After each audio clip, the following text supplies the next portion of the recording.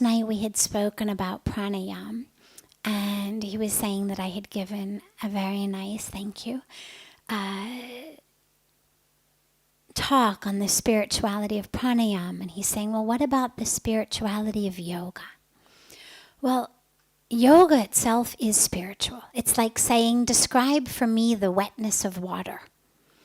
Or what's hot about fire? Well, fire is hot, water is wet. There's no place that water ends and wet begins. No place fire ends and heat begins. In the same way, there's no place that yoga ends and spirituality begins, or even vice versa. Yoga is spirituality. Spirituality is yoga. But yoga is not just exercise. That's the dilemma. Yoga literally means union. That's what the Sanskrit word means, to unite. And it's a union, ultimately, of ourselves to God. That's what it originally meant. In the Bhagavad Gita, Lord Krishna speaks pretty continually about yoga. I don't know how many times the word is used, but I would imagine it's hundreds. And there's only, 700 verses of it. It's a scripture on yoga. But nowhere does he speak about any of the actual postures. He doesn't mention Trikonasana. He doesn't mention Shirshasana. He doesn't mention any of the postures that we do. He doesn't mention limberness or flexibility or strength or straight legs or bent legs or anything like that. It's all about how we live. So yoga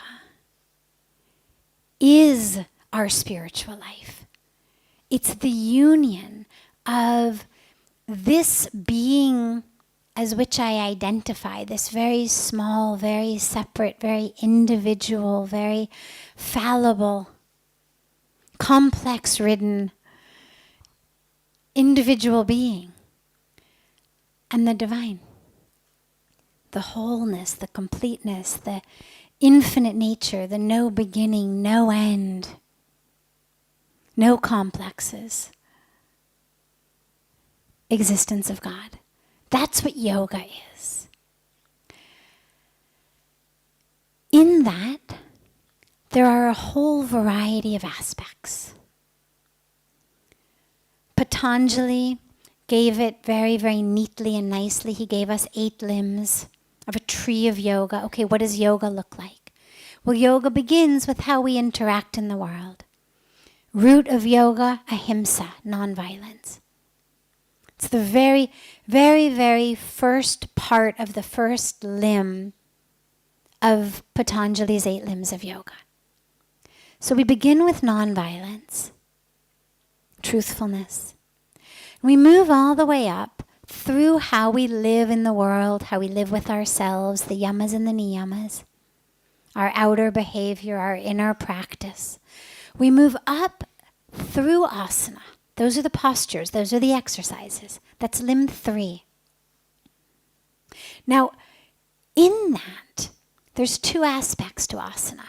One is simply, if you're going to sit to meditate, it's much easier to sit to meditate if your knees don't hurt. It's much easier to sit and meditate if your back doesn't hurt. It's much harder to concentrate on chanting your mantra when your back is killing you, or your knees are killing you, or your hips are killing you.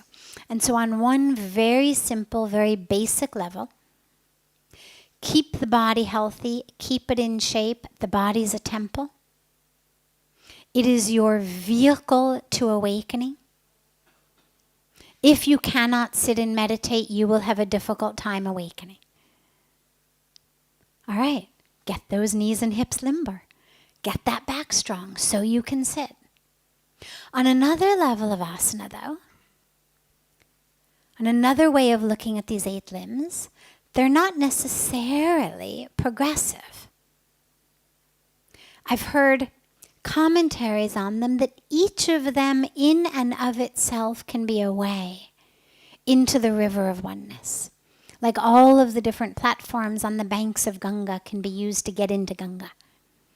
You don't actually have to walk all the way from Lakshman Jula down here to go in. You actually could go in any of the ways. An asana actually can be used as a way in. Now, that being said, I believe it's very difficult. I believe that when we are focused on the physical body, especially its aches, its pains, its weaknesses, it's very difficult to be connected with God. I know for me personally, I have an asana practice simply as an antidote to the fact that I sit most of the day. But I need a meditative practice. I can't do it through my asanas. On the other hand, I had the very, very great honor and blessing of being in the room practicing with B.K.S. Iyengar while he was still alive.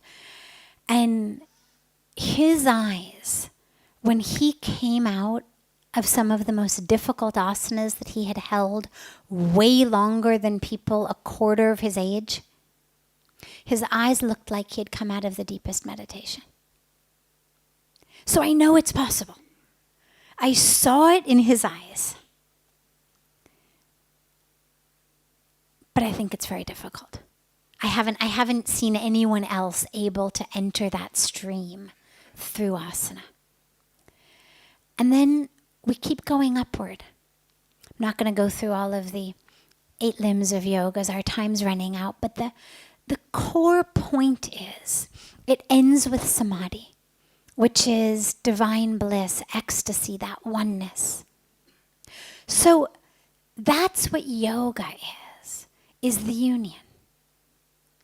And whether you begin by working your way up, whether you enter anywhere along the way, through your actions, through your postures, through your breath, through your attention, through your meditation, whether they build on each other, whether they're independent, or whether you enter through the paths that Lord Krishna gives us in the Gita, path of service, karma yoga, serve your way to enlightenment, jnana yoga, the path of wisdom and understanding, inquire your way to union, path of bhakti, love your way to union. But of course, they all become one. It's not one or the other. I mean, you begin in one, but ultimately, regardless of which of the 3 you begin with, they all come together. If I love you, obviously I'm going to want to serve you. It's why we do nice things for the people we love.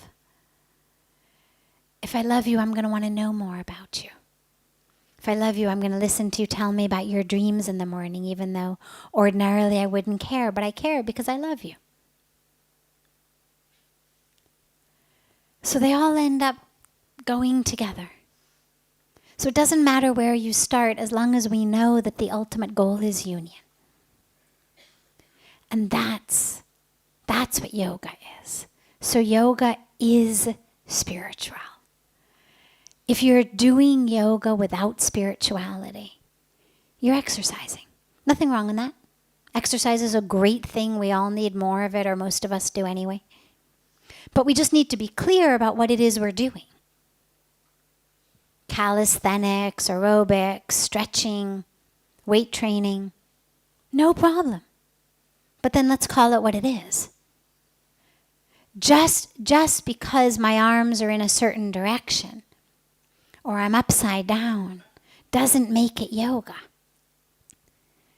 If it's not part of the full package if it's not in the service of ultimately my union.